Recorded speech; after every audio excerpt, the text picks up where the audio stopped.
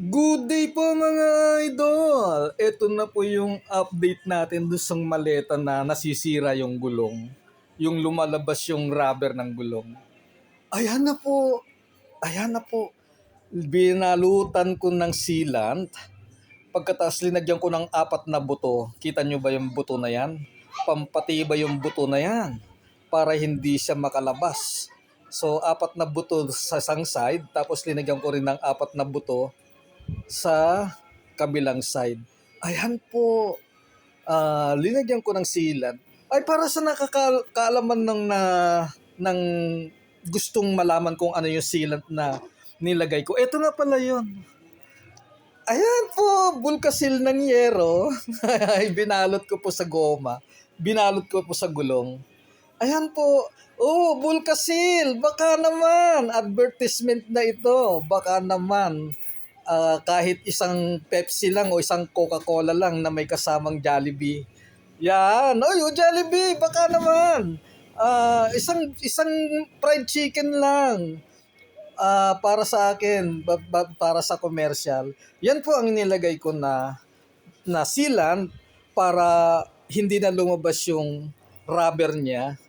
At matibay po yan. Subok ko po kasi ang Bulkasil sa mga bagay-bagay na dinidikitan ko. Hindi lang siya pang bubong. Kaya ayun. Ayan na po.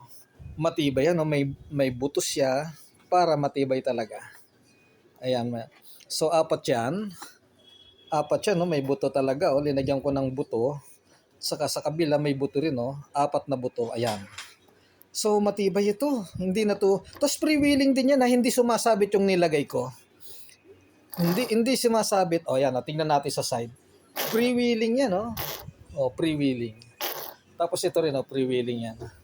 So, isa lang naman actually yung nasisira. Linagyan ko na yung 4 para heavy duty na po yung maleta na gagamitin ng anak ko. Ayan po. O, yan. O, may 4 na buto. Tapos, sa kabila, ganun din. Yan o, may 4 na buto. Pagkatapos ayan o, pre-wheeling din siya. Tapos ito o. Ayan. O, ayan o, merong 4 na buto. Ganon din sa kabilang side, may 4 na buto. So yan po, ready na pong gamitin ng anak ko ito.